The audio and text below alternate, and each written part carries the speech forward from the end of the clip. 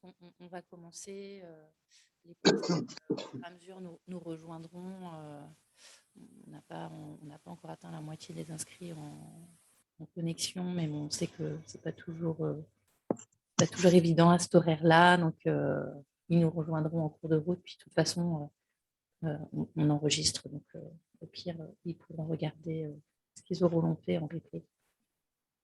Vous êtes prêts? Oui, oui, oui. Oui, c'est bon. Ok. Donc, bonjour à tous. Merci de nous rejoindre pour ce troisième webinaire que nous organisons avec les douanes. Donc, aujourd'hui, nous allons aborder avec l'équipe du pôle action économique de Rouen les deux thématiques, en fait. La thématique du Made in France, qui se fera dans une première partie avec le témoignage de l'entreprise La Balletterie de Monsieur Gabriel, le fondateur de cette entreprise, pardon. Et dans un deuxième temps, tout ce qui est démarqué, donc le sujet est protéger vos produits à l'international. Donc, on a encore un dernier webinaire, pour rappel, le 13 janvier, sur la stratégie commerciale à l'international. Donc, si vous n'êtes pas encore inscrit, n'hésitez pas à le faire dès maintenant. Donc, quelques précisions techniques, comme d'habitude. Donc là, on est sur un mode webinaire. Donc, on vous demande de poser vos questions par le fil de discussion.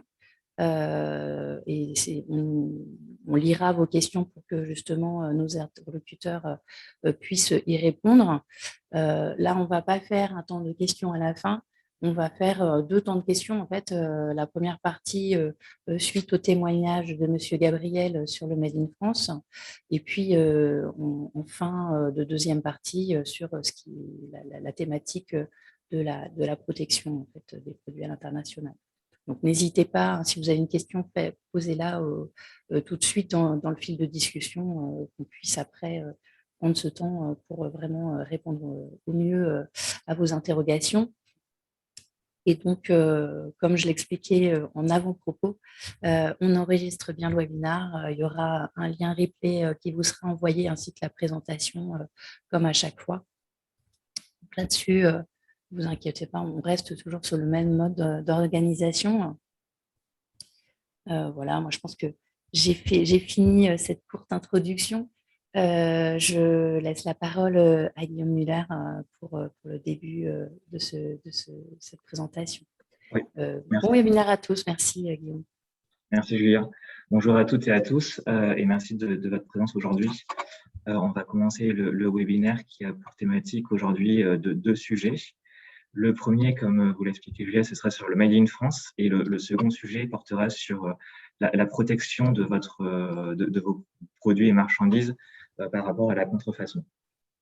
Avec la venue aujourd'hui de monsieur et madame Gabriel qui vont faire un retour d'expérience sur le Made in France. Donc, voilà. En guise de rappel, comme on l'a fait au cours des deux derniers webinaires, la douane, c'est important pour vous et c'est important de nous solliciter pour démarquer vos produits, ce qu'on va voir aujourd'hui avec le Made in France, et aussi pour protéger vos produits. Et ça, on le verra avec la protection contre les contrefaçons.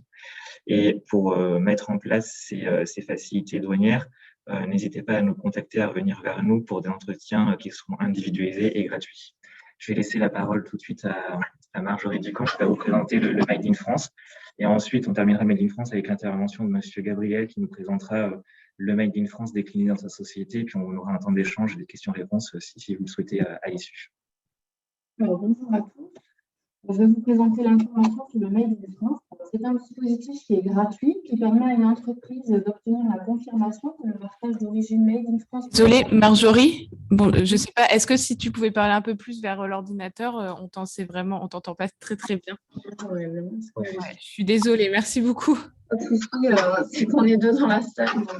Alors, l'information sur le Made in France est un dispositif qui est gratuit, qui permet à une entreprise d'obtenir la confirmation que le marquage d'origine Made in France peut être apposé sur un produit. Ce dispositif s'adresse à toute entreprise qui fabrique en France des produits qui sont destinés à être commercialisés en Union européenne ou exportés hors UE. Ce dispositif présente de nombreux avantages. C'est un avantage commercial tout d'abord qui permet aux produits de se démarquer par rapport à ceux des concurrents qui ne disposent pas du marquage et sont non originaires de France. Cela valorise le savoir-faire français à l'international, ce qui est un gage de qualité commerciale. C'est aussi perçu comme un moyen de préserver le savoir-faire français, la qualité, le respect des normes et l'emploi sur le territoire national. Et bien évidemment, cela permet de reconnaître officiellement l'origine française du produit. Alors, on va passer à la slide suivante. Donc là, vous pouvez voir le formulaire de demande de l'information sur le Made in France. Donc, comme je vous disais, le dispositif est gratuit. Cela vous permet de sécuriser votre marquage d'origine Made in France. Pour cela, vous devez compléter le formulaire de demande qui est en PDF actif. La demande n'est pas encore dématérialisée. Vous cliquez sur le lien du support et là, vous pourrez accéder directement au site internet de la douane où vous trouverez le formulaire de demande. La demande est ensuite adressée, une fois complétée, par voie postale au bureau commune 3 de la cellule origine de la Direction générale des douanes et droits indirects à Montreuil. L'information sur le Made in France est délivrée sous un délai de 1 mois. La douane vous fournit un conseil personnalisé pour vous aider à déterminer l'origine de la marchandise en fonction du processus de fabrication du produit. Donc, votre cellule conseil aux entreprises, Gaëtan et moi-même, ainsi que nos collègues en Normandie, peuvent vous accompagner dans le remplissage du formulaire de demande pour identifier les différents éléments qui rentrent en jeu dans la fabrication du produit, leur origine, leur nomenclature douanière, leur valeur, et vérifier quelle est la règle de liste d'origine non préférentielle applicable afin que votre dossier soit complet et soit directement instruit par le service à Montreuil. Voilà. Alors, quant au marquage d'origine et à la protection du marquage. Donc, le marquage d'origine Made in France se distingue d'autres types de marquages existants. Il existe, par exemple, des marquages liés à des réglementations spécifiques qui portent notamment sur des normes techniques ou des produits sensibles. Par exemple, le marquage CE qui peut être apposé sur les jouets ou d'autres types de produits. On distingue aussi le marquage d'origine Made in France des droits de propriété intellectuelle, excusez-moi. Une infraction au marquage de l'origine n'est pas assimilée à une marque, ni à un faux Made in France à de la contrefaçon. On distingue vraiment les deux types de droits de propriété intellectuelle du marquage d'origine Made in France. De même, il existe aussi d'autres labels privés, des initiatives privées de valorisation de la production et du savoir-faire industriel, qui, eux, ces labels privés comportent des cahiers des charges qui leur sont propres et qui sont attribués par des organismes tiers indépendants, souvent payants. Un des plus connus est par exemple Origine France Garantie. Pour mémoire, les contrôles du marquage de l'origine sont réalisés par la Direction générale des douanes et droits indirects, donc la douane, lors de l'importation des marchandises. Par contre, c'est la Direction générale de la concurrence, de la consommation et de la répression des fraudes, DGCCRF, qui est compétente pour le contrôle du marquage d'origine au moment de la commercialisation des produits sur le marché français. Alors maintenant, quelques slides sur les notions d'origine non préférentielle qui peuvent être des notions qui peuvent sembler techniques. Donc, lorsqu'une entreprise fait le choix d'apposer un marquage d'origine Made in France, elle doit respecter les règles d'origine non préférentielle qui sont correspondantes applicables à ces produits. Donc, l'origine est en quelque sorte la nationalité d'une marchandise. Une marchandise a toujours une origine de droit commun qui est appelée origine non préférentielle.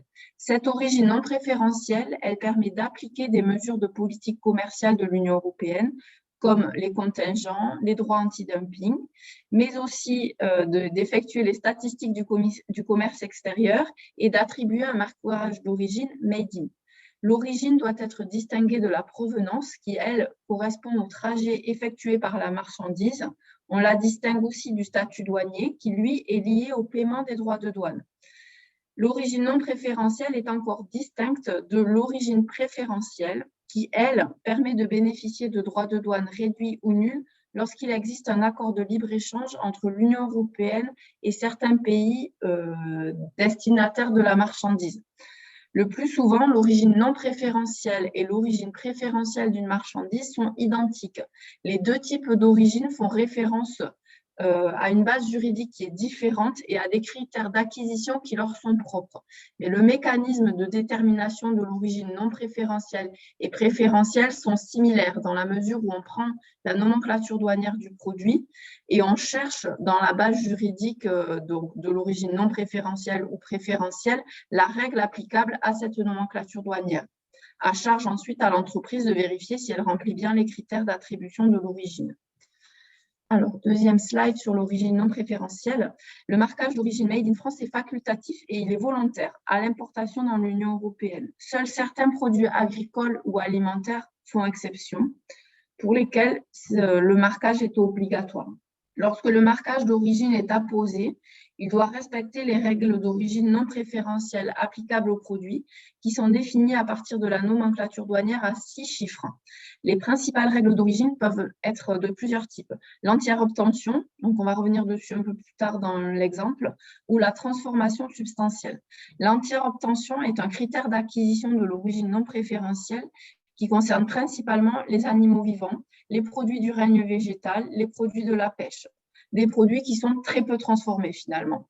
Par exemple, pour vous donner un exemple concret, les fraises récoltées en France vont avoir une origine France et remplissent le critère d'entière obtention. Elles ont poussé en France. Par rapport à l'autre notion d'origine, la règle d'origine principale, la transformation substantielle.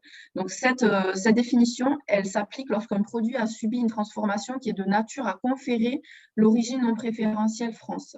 Il s'agit en fait d'une étape de fabrication du produit qui permet d'aboutir à un produit nouveau ou à un stade avancé de fabrication s'il s'agit d'un autre élément qui va être intégré sur un ensemble industriel, par exemple.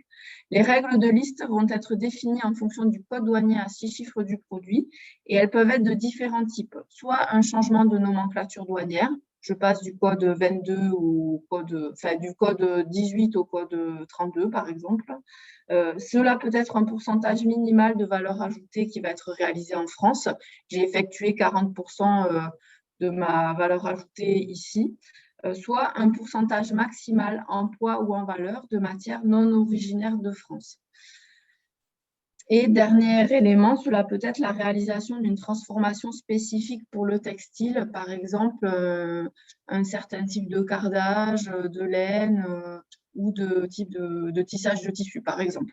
Voilà, donc tous ces critères-là de transformation substantielle, ils vont s'appliquer à partir des matières non originaires qui vont être utilisés dans la fabrication d'un produit dont la réalisation est effectuée en France ou une étape de réalisation en France pour obtenir un produit fini originaire de France. Voilà. Donc là, on va vous présenter 2 exemples, histoire que ce soit un peu plus illustratif et que vous compreniez mieux ces notions-là qui peuvent être complexes. Donc le premier exemple d'utilisation sur un produit qui est du vin. Donc, le vin, il va être classé au code douanier à 6 chiffres SH 2204. Et la règle d'origine non préférentielle qui va s'appliquer dans ce cadre-là, il faut que pour attribuer une origine non préférentielle, ce soit le pays dans lequel les raisins ont poussé. Donc, dans cet exemple-là, le vin est obtenu en France à partir de raisins qui ont poussé et qui ont été récoltés en France avec dans le processus de fabrication du vin, une intégration de gomme arabique d'origine allemande et de sulfite belge. Donc, dans ce cadre-là, même s'il y a la gomme arabique allemande et les sulfites belges, dans la mesure où les raisins ont poussé en France, le marquage Made in France est donc possible sur ce vin, dans la mesure où la transformation, l'opération principale, c'est la pousse des raisins. Donc là, il n'y a pas trop de doute par rapport à ce produit. Le deuxième exemple, c'est quand on est confronté à la notion de transformation substantielle et sur une élaboration de produits qui est souvent un peu plus élaborée et plus complexe avec différentes origines qui rentrent en jeu. Donc, dans cet exemple-là, pour le t-shirt, classé au code douanier SH à 6 chiffres 6109, la règle d'origine non préférentielle, c'est le pays dans laquelle la confection complète du t-shirt a été réalisée. Donc, dans cet exemple, le t-shirt en coton est originaire du Bangladesh. Le film thermocollant qui permet le flocage de bateaux sur le t-shirt, lui, est originaire de Belgique. Et dans cet exemple-là, seul le flocage, donc la position du thermocollant et le conditionnement ont été réalisés en France.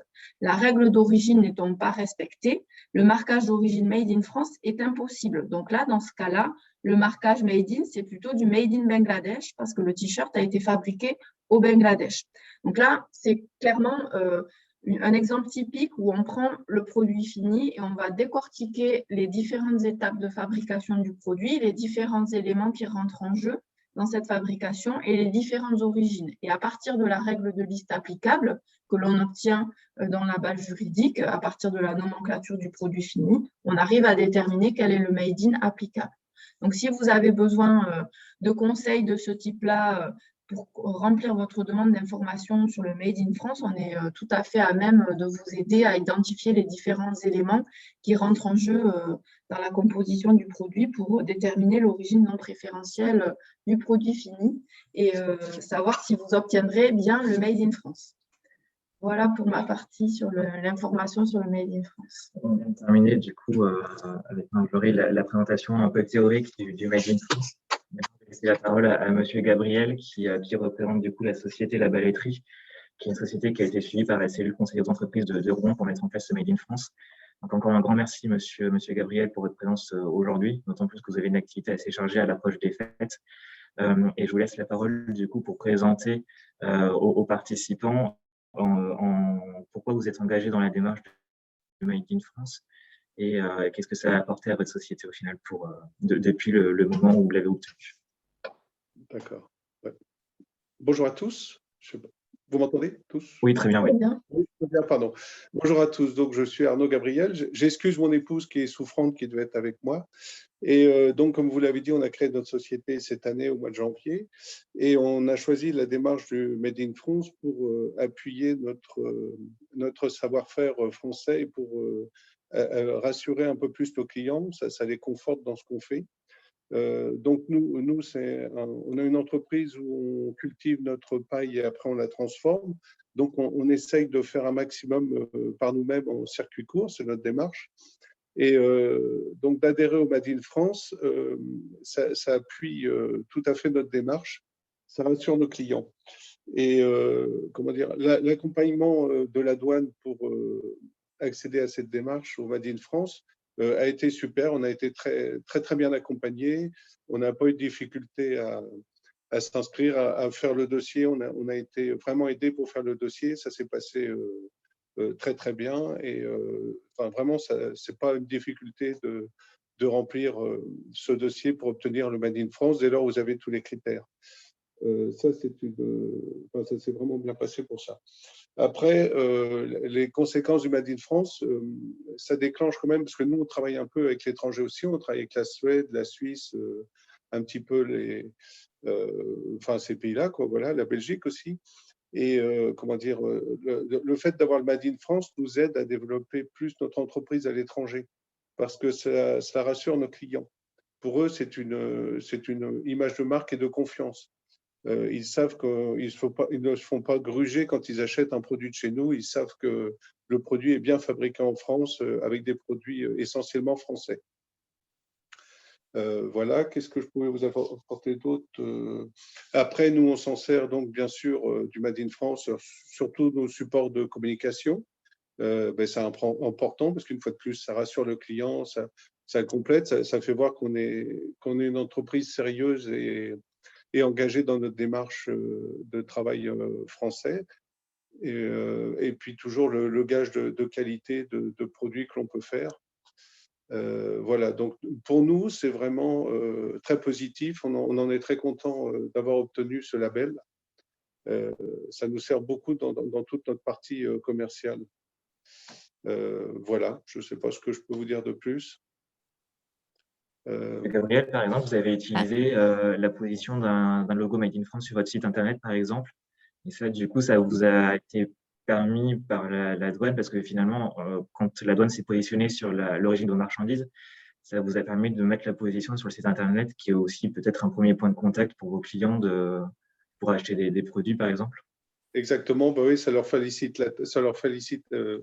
la tâche et du coup, ils viennent beaucoup plus facilement vers nous. Oui, tout à fait. Et vous avez reçu les recommencer, enfin, votre activité est encore assez récente, mais vous avez quand même reçu des prix, notamment par la Chambre des métiers de Seine-Maritime assez récemment. Et puis, vous avez participé aussi au salon Made in France du Vaudreuil.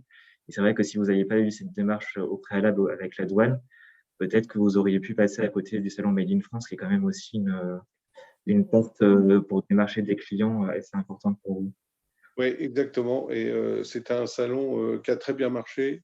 En plus, on a l'avantage de côtoyer plein de gens qui font partie du Made in France, donc plein d'artisans comme nous.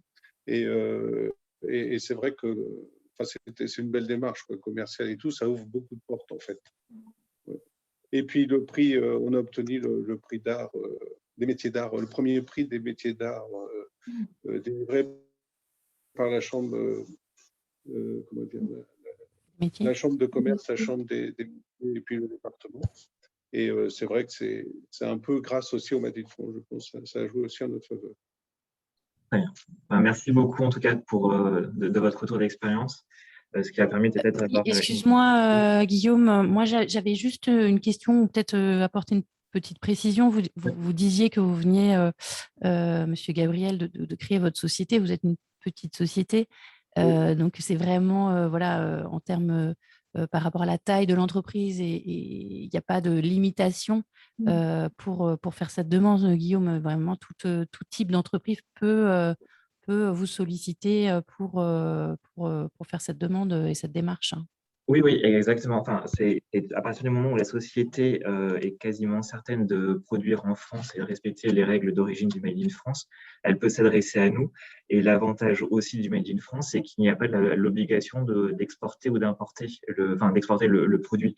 C'est-à-dire qu'une société qui a des clients uniquement en France peut aussi solliciter l'information sur le Made in France, que ça, voilà, il n'y a pas, certes, c'est la douane qui gère cette information, mais il n'y a pas besoin et il n'y a pas l'obligation d'exporter son produit après international. Juste le commercialiser sur le marché européen ou ne serait-ce que sur le marché national, ça suffit c'est suffisant pour pouvoir nous solliciter. D'accord, donc il faut avoir commencé quand même la commercialisation. Il faut avoir commencé la production de son produit. Parce que nous, on a besoin d'avoir la décomposition exacte surtout si on est sur quelque chose qui est manufacturé. On a besoin d'avoir la décomposition de la production pour savoir quels sont les composants qui rentrent les matières premières qui rentrent dans la production, quelles sont leurs origines. Et alors ça, il faut être assuré aussi pour les sociétés qui nous écoutent. Certes, vous nous précisez votre schéma de production, votre process de production, mais pour autant, soyez rassurés dans la mesure où nous, la demande est entièrement confidentielle et rien n'est publié par la suite. Donc, s'il y a un savoir-faire ou une notion de propriété intellectuelle, rien ne sera divulgué. Tout reste au sein de la douane et on ne s'en sert que pour la partie Made in France. Ok, merci pour cette précision. Et je vois qu'on n'a pas de questions de la part des participants pour l'instant. N'hésitez pas à les poser dans les questions-réponses si vous voulez encore profiter de Monsieur Gabriel pendant quelques temps si vous avez des questions un peu pratiques. Sinon, je vous propose de passer au deuxième thème. Oui, s'il y a des questions à plus tard, en fait, ce qu'on disait, c'est que vous pourrez transmettre ces questions à Monsieur et Madame Gabriel pour qu'ils y répondent dans un deuxième temps. Donc là, on vous avait mis les principaux produits que fabrique la société la Balétrie, en sachant que le Made in France qui a été accordé à la Balétrie concernait quasiment l'intégralité de ces produits. Donc c'est quand même aussi toute l'activité de la société qui est reconnue Made in France. Alors, en tout cas, encore merci, Monsieur Gabriel, pour votre présence aujourd'hui. Puis on va continuer sur la protection de la propriété intellectuelle, c'est-à-dire comment lutter efficacement contre la contrefaçon de vos produits. Et pour cela, je vais laisser la parole à Gaëtan Evelyne, autrement de la cellule conseil aux entreprises de Rouen, qui va vous préciser comment vous protéger efficacement de la contrefaçon. Bonjour à toutes et à tous. Alors, on vient de le voir avec la demande d'information sur le Made in France qui vise à améliorer la visibilité commerciale de vos produits. Et donc, voilà, vraiment, c'est une plus-value en termes de visibilité commerciale par rapport aux consommateurs. Avec la demande d'intervention, là, on bascule sur un renforcement de la protection juridique de vos marchandises. Alors, tout le monde a à peu près une idée de ce qu'est la contrefaçon. La contrefaçon, en fait, c'est une marchandise qui va porter atteinte à un droit de la propriété industrielle, donc une marque, un brevet, un dessin et modèle, par exemple. Mais parfois, on n'en saisit pas forcément tous les enjeux. Et ils sont nombreux. En premier lieu, pour le consommateur, la contrefaçon va constituer un danger pour sa sécurité et sa santé. Alors, parfois, le consommateur va acheter une marchandise contrefaisante à son insu. On l'a encore vu récemment, il y a une grande plateforme de vente en ligne qui a été déréférencée par Google, un grand moteur de recherche, parce que trop de produits étaient contrefaisants sur ce site et les consommateurs n'ont pas forcément conscience qu'ils achètent de la contrefaçon. Parfois, au contraire, l'achat est fait en pleine conscience, si je puis dire, parce que une contrefaçon, ça va être un moindre coût et pour autant, la marchandise va ressembler à un produit authentique. Dans tous les cas, ces achats se font vraiment au détriment de la sécurité et de la santé du consommateur, puisqu'évidemment, on peut avoir un défaut de qualité et on a surtout aussi une absence de respect des normes techniques et de sécurité élémentaires. La contrefaçon, qui plus est un phénomène, un fléau même qui touche tous les secteurs économiques. Il n'y a aucun secteur qui est épargné. Alors, traditionnellement, on peut situer les contrefaçons de jouets, de textiles, de chaussures, de médicaments. Mais ça touche aussi, de façon un peu plus méconnue, le matériel électrique, la téléphonie, par exemple les batteries de téléphone. On est aussi en ce moment en plein dans la période de Noël, donc on a beaucoup de contrefaçons par rapport aux guirlandes électriques de Noël. Et on peut citer encore tout un tas d'exemples, le secteur automobile, les pièces mécaniques. Donc, on va penser en premier lieu à la contrefaçon de jouets ou de vêtements, mais des pièces auto peuvent très bien être contrefaisantes. Et du coup, là, on a vraiment une image de sécurité qui saute aux yeux. Pour les États, forcément, la contrefaçon va engendrer des pertes de recettes fiscales. On va songer à la TVA sur les biens et les services, mais ça génère aussi énormément de destruction d'emplois sur le sol français, mais plus largement sur le sol de l'Union européenne. La contrefaçon va porter atteinte enfin aux échanges commerciaux licites. Donc, c'est forcément une concurrence déloyale pour nos sociétés françaises et communautaires. Pour l'entreprise, la contrefaçon va porter atteinte à ses efforts d'innovation et d'investissement et bien évidemment à sa renommée. La contrefaçon, c'est bien souvent des produits de piètre qualité et ça entame véritablement la réputation de l'entreprise. Donc, c'est vraiment fondamental pour le titulaire d'un droit de la propriété industrielle vraiment d'élargir la protection de ses droits. La demande d'intervention, c'est un moyen. Donc, quelques chiffres que vous avez à l'écran. Donc, la contrefaçon, rien que pour la France, c'est 6,427 millions d'euros de pertes annuelles et c'est environ un petit peu plus de 37 000 emplois perdus directement à cause de la contrefaçon. Chaque année, en tout cas en 2020, la douane a saisi un peu plus de 5 millions, entre 5 et 6 millions de produits contrefaisants, donc une hausse de 19% comparée à 2019. Donc, on l'a vu en plus avec la crise du Covid, les ventes en ligne ont explosé et voilà, ça ne fait que renforcer ce phénomène de la contrefaçon. Un dernier aspect peut-être un peu plus méconnu, notamment des consommateurs, mais la contrefaçon, au même titre que le trafic des biens culturels ou le trafic des espèces animales et végétales en voie de disparition, eh bien, la contrefaçon, ça participe au financement de trafics illicites un peu plus globaux, et notamment le terrorisme. On n'y songe pas, mais voilà, la contrefaçon, ça participe vraiment au financement d'autres types de terrorisme.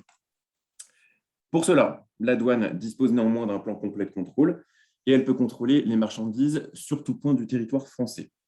Donc, quel que soit le statut de votre marchandise, qu'elle soit non dédouanée, donc il s'agit à ce moment-là d'un contrôle en frontière tierce à l'importation ou à l'exportation, ou alors d'une circulation sous transit.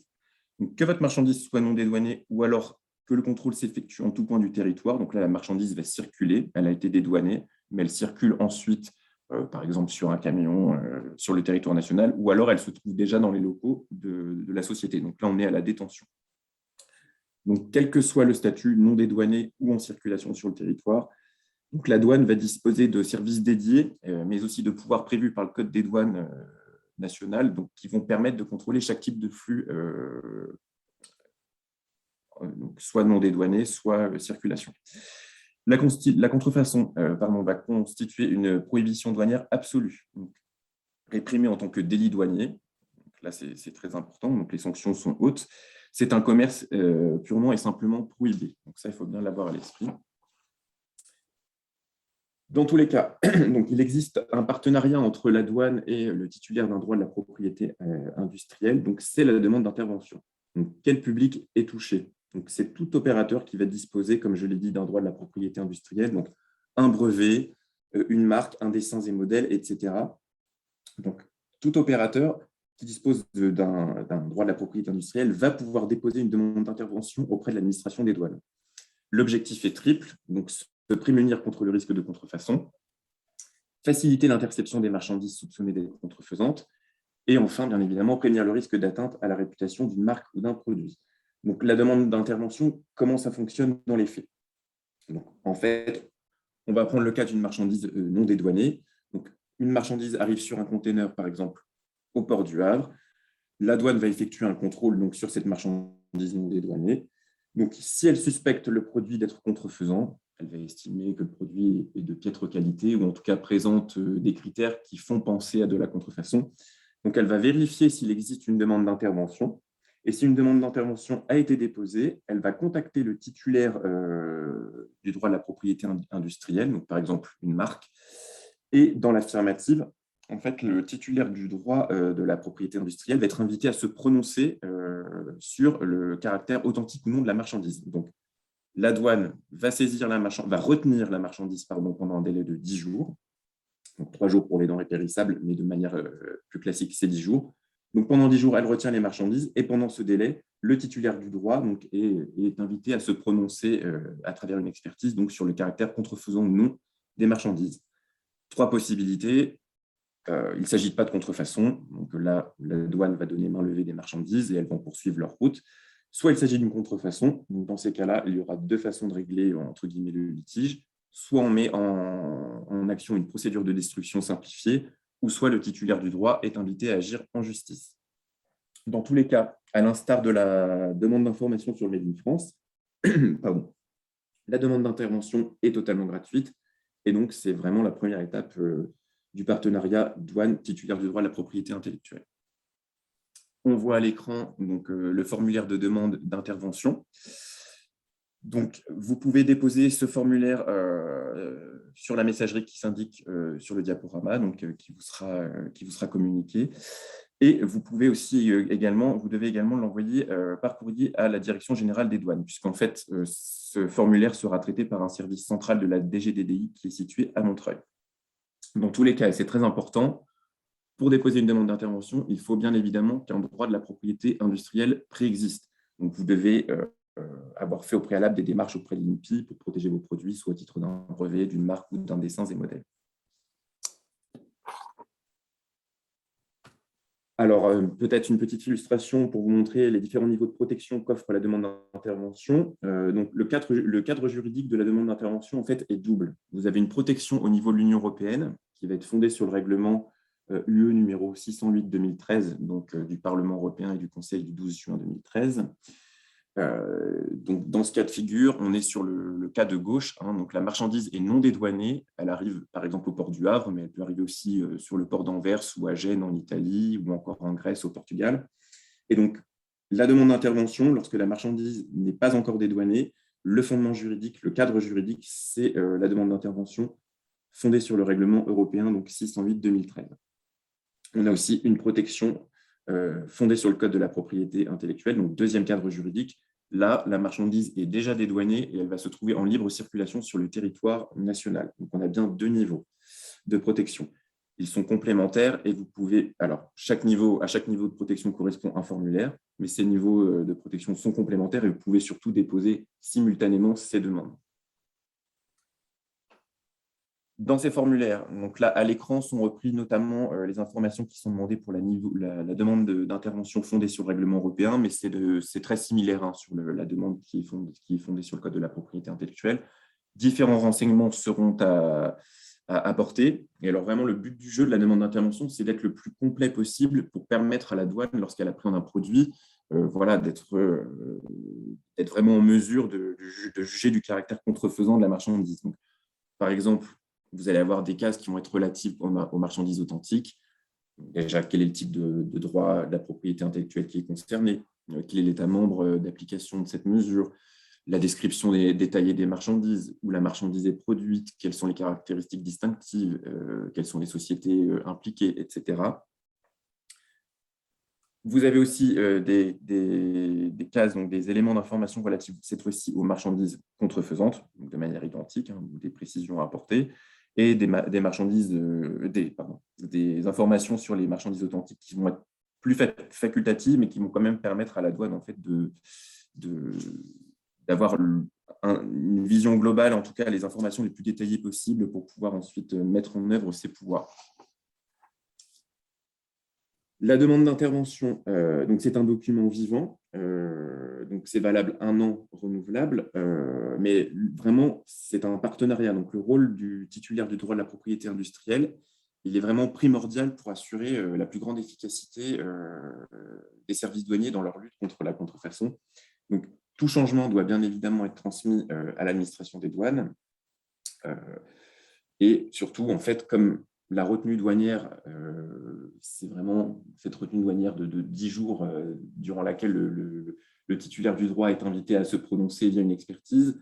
Voilà, tout contact juridique ou technique qui évolue doit être mis à jour pour que la douane puisse contacter vraiment le bon expert qui va fournir, le bon sachant qui va fournir l'expertise voilà, pour décider si oui ou non les marchandises sont contrefaisantes ou si au contraire il s'agit de marchandises authentiques. Donc, voilà, il faut vraiment porter à l'attention de la douane toute modification qui vont concerner les lieux de production, les destinataires, toute information sur votre site internet, etc. Donc, c'est vraiment quelque chose de vivant et il faut avoir ça à l'esprit. En résumé, si je peux faire un petit peu, voilà, un petit résumé de la demande d'intervention, donc on a bien 3 étapes. Le dépôt de la demande d'intervention auprès de la douane, auprès de la DGDDI, donc, qui va faire suite au dépôt préalable de la protection du droit de la propriété industrielle auprès de l'INPI. 2, l'expertise des marchandises retenues. Donc là, on est bien dans le délai de 10 jours pendant lesquels la douane va retenir de son côté les marchandises et l'expert sachant, lui, va être invité à confirmer le caractère contrefaisant ou non des marchandises retenues. Et enfin, en 3, je vous en ai parlé, les suites de la constatation. Donc, on va avoir la procédure de destruction simplifiée, les poursuites judiciaires. Donc, vous, en tant que titulaire du droit, et c'est tout l'intérêt de cette démarche, c'est que vous êtes mis en mesure d'agir en justice pour défendre vos intérêts économiques, qui sont lésés par le fait de la circulation des marchandises contrefaisantes. J'en ai parlé aussi, si la marchandise n'est pas contrefaisante, évidemment, il y a une main levée. On ne va pas retenir indûment une marchandise qui n'atteint pas des droits de la propriété industrielle. Donc, la marchandise suit son cours. Et enfin, il faut avoir aussi à l'idée que la douane a un pouvoir autonome de saisie des marchandises.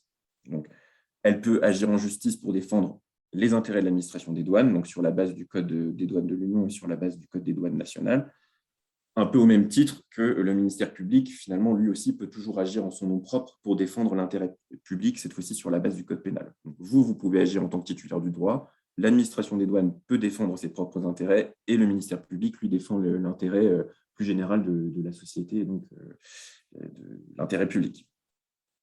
Donc, voilà ce que je pouvais vous dire sur la demande d'intervention.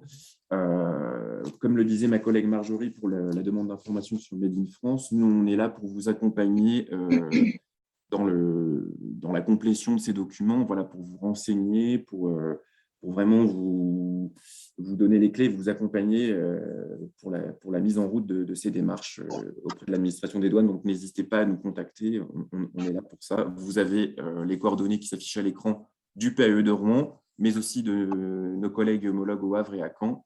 Donc, n'hésitez surtout pas à nous contacter pour mettre soit en œuvre la demande d'information sur le Made in France et la demande d'intervention. Voilà, c'est aussi des démarches qui sont complémentaires les unes avec les autres. Donc, on est là pour vous accompagner. Merci. Gaëtan, et juste en complément, je vous précise aussi que toutes les informations que vous allez pouvoir communiquer, enfin devoir communiquer à la douane pour protéger vos produits de la contrefaçon, c'est des éléments qui resteront confidentiels, parce qu'on sait très bien que, notamment lorsque vous avez un brevet, vous n'avez pas envie que ce soit divulgué, ce qui est tout à fait normal. Et tous les éléments qui seront indiqués dans la demande tous les éléments indiqués dans la demande d'intervention sont entièrement confidentiels et ne restent que au niveau des services douaniers. Ils ne sont communiqués à aucun autre service extérieur. Et il y a un véritable enjeu pour vous de protéger vos produits parce que c'est en termes de notoriété de votre marque. Lorsqu'il y a une affaire de contrefaçon qui nuit à la santé publique, par exemple, c'est pas le réseau criminel qui a mis en place qui sera dans les journaux, c'est le nom de votre marque. Et vous allez avoir beaucoup plus de difficultés à vous refaire une bonne publicité par la suite que si vous aviez anticipé et que en nous permettant de saisir les marchandises. Ouais, c'était juste ces 2 points-là. Merci à tous. Merci, merci beaucoup. Alors, je ne crois pas qu'on ait de questions pour le moment, mais voilà, il y a vos coordonnées et bien sûr, vous êtes disponible comme à chaque fois pour répondre aux questions qui interviendraient éventuellement dans un second temps. On va clôturer ce dernier webinaire de l'année. Donc, merci beaucoup pour cette intervention, encore une fois. Et puis, je vais vous souhaiter des bonnes fêtes de fin d'année à tous. Ça, c'est un peu tôt, mais on ne se revoit pas avant le 13 janvier. Donc, merci, merci encore. Et puis, bonne fête de fin d'année. Au revoir. Merci, bonne journée. Au revoir. Merci, bonne journée.